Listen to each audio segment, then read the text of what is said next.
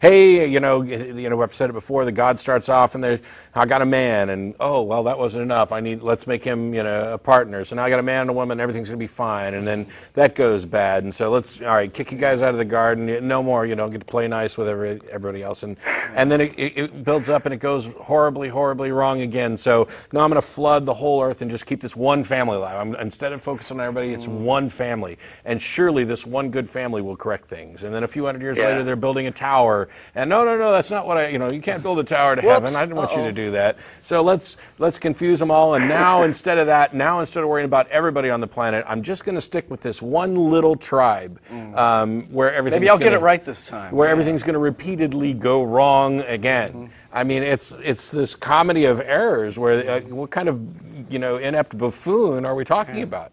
And in every case, they all think that we've got the truth, and it's our job to disseminate it to everybody else. And interestingly, they're all doing this in competition, and some of them fall by the wayside. Some of them are killed because our God said to kill you and take your stuff, which is about what 80% of the Old Testament's about, or the Tanakh. Yeah, well, actually, thanks to you guys and watching your show, I did read the Old Testament for the first time. It's not a big thing here in Egypt, but I went out, I got a copy in Arabic, and I read it, and I was like, what's so different about the Quran from all these, not nice things that the Old Testament has to say? And then when I showed it to my friend, they're like, well, yeah, the Old Testament was revealed by God, but it was corrupted and became the New Testament, and nobody could make up their minds. And then they go on to say how the Quran has been unchanged for 1,400 years. Well, it shows.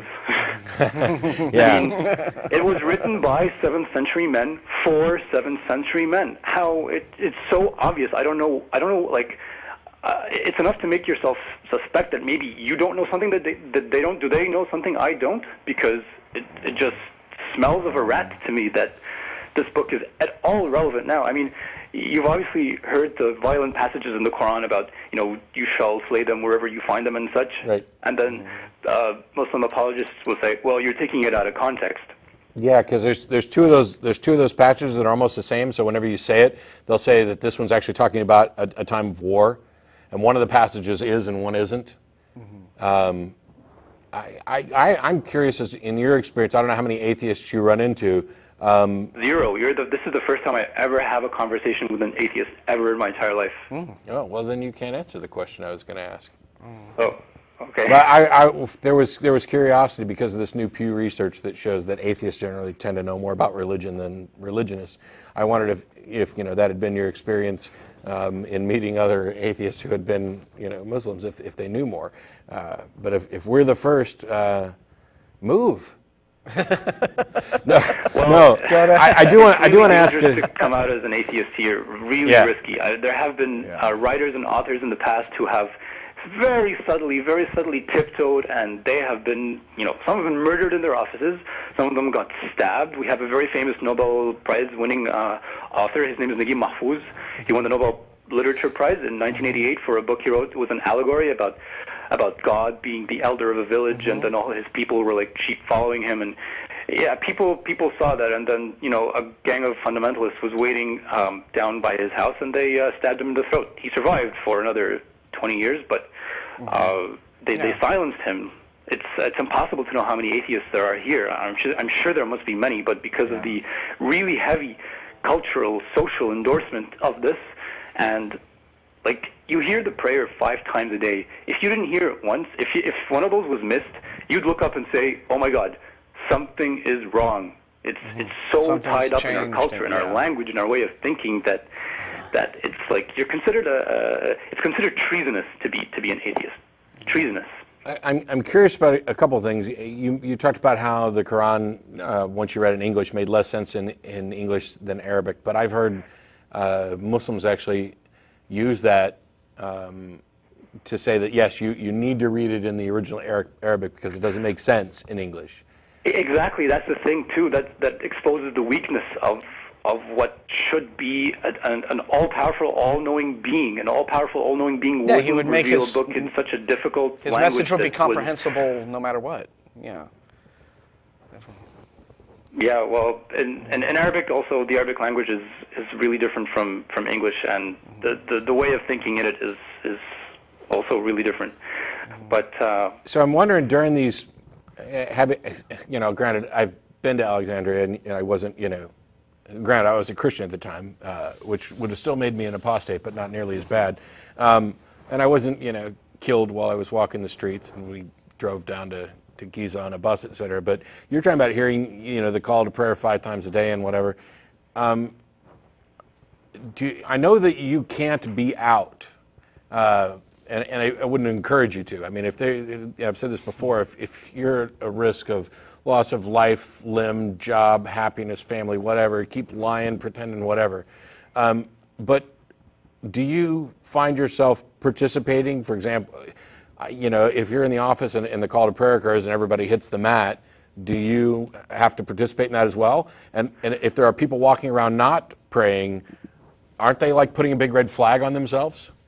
Not really. I mean, of all the Arab Muslim countries, Egypt is actually, the most secular and most liberal-minded. If this was Saudi Arabia, I wouldn't even be allowed to make this call.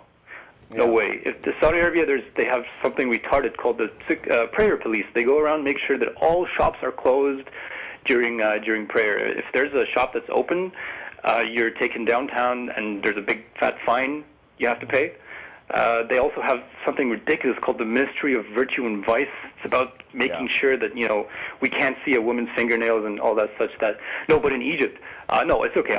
Nobody's forcing me to pray. There's relative freedom from religion here as far as that is concerned. But things like Ramadan, I don't know if you know about that, but we just came out of it about 2 months ago. You fast during all daylight hours, complete abstinence from all like material, worldly pleasures, mainly eating and drinking. And it's hot here in Egypt. It's really, really hot. Even right now, it's 30 degrees and it's the middle of the night. And you can't drink. Like, I want to drink water. I'm not going to just limit myself to drinking water at home. So yes, when I do drink water, people do come up to me and say, "What do you think you're doing? Or you're not respecting the culture, the faith, cultural insensitivity, and all that." So this is you bring up something really compelling, which is that what religion does is it comes up with these concepts of virtue and morality and what have you that really have nothing to do with human well-being or happiness. They just have to do with enforcing this system of rules designed to control people. It's really crude. I don't get it. It has nothing to do with the human experience. It's like something out of the Victorian era. Seriously. Or beyond. It'd be interesting. I don't know if there's a way to do it anonymously or not to see about building an underground network of closeted secular people in the area. So, but anyway, we're running short on time, and I appreciate the call. Thank you. Thanks very much for taking my call. Sure, stay in call touch back with us through, let us know what's going on through email and what have you, if you like. All right, bye. All right. All right, we're coming down to the last few minutes of the show. I've got Kyle in Olympia. How are you? Hey, I'm great, thank you. I'm wondering if you guys have seen the movie The Invention of Lying? No, but I want to. Yes, I've seen it. Yeah, it's a pretty good mainstream atheist movie under the guise of a romantic comedy. For those who don't know what the movie's about, it's about a world where nobody can lie, and so everybody is infinitely gullible because, they have no concept of lying. So when Ricky Gervais comes along and he's able to lie, he comes up with religion, and of course it's super successful, and everybody believes it, and, it's the best thing ever. And of course the implication is religion is a lie. I'm actually not a fan of the movie. I didn't think it was that funny. I didn't think it was that good. I thought it was a little ham-fisted in the message it was trying to do. There were things about it that I liked and enjoyed, and there were a couple good bits. But it's not on my toppers list for movies, atheist or otherwise. So. Well, I think it's significant that such a movie would be in the mainstream media, especially in America when, atheism is so downplayed so much of the time. But I mean, you have direct attacks on religion in like Religious and and other films like that, and The God Who Wasn't There. And granted, that's not nearly as mainstream. I do appreciate the fact that it's, you know, the themes were presented in a much more kind of mainstream way, but they're still kind of dumbed down, and there are problems there. I guess we're still at that stage where the best we can do is try to do you know, the small soft doses. Yeah. Oh, look, we're kind of poking fun at religion here, which, you know, I guess it's progress. Yeah, sort of. Yeah, I don't know. I mean, Life of Brian was certainly a much firmer smack, and that was from 30 years ago. So, and about 50,000 times better. Mm-hmm. Yeah. What I do find funny is that fundamentalist Christians in this country, and of course Ricky Gervais is an Englishman, where it's a little bit more acceptable to. And evidently he's a criminal. Tweak. Oh, apparently yes. Or at least there's an 80% chance that he's in jail and he doesn't even know it. But fundamentalist Christians always whine and complain. Man, Hollywood is so anti-Christian and immoral, and it's like. But look at, they are constantly. Hollywood has forever pandered to the Christian belief system. Whether some of the biggest Hollywood movies of all time, the Ten Commandments, Ben-Hur, what have you, have been openly Christian. And whenever you have something coming out, Hollywood answers to one thing, and that's box office. So when The Passion of the Christ came out, the follow-up to that was studios were going around all over the place saying, hey, does any of your writers, they were calling agencies saying, do any of your people have anything Christian? Right? I mean, sure, if they know it'll make money, and if they don't, they're not motivated by any sort of political agenda. It's not this whole the gang of liberal Jews out there to jab Christianity whenever they want. If Christian movies make money, they'll make those. If Christian movies don't make money, they won't make them. If an atheist movie came along and made $200 million, you'd see more atheist movies. So there's ultimately it's what people want to go see and promote with their dollar. Yeah, good point. I agree with you. I have a specific question about the movie.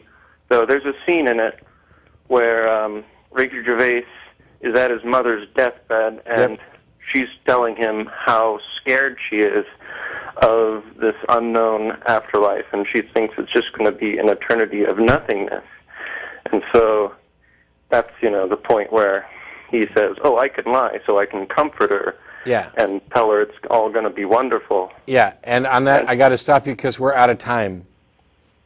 Okay. But, sorry, as a reminder, we'll be back next week. Thanks, everybody.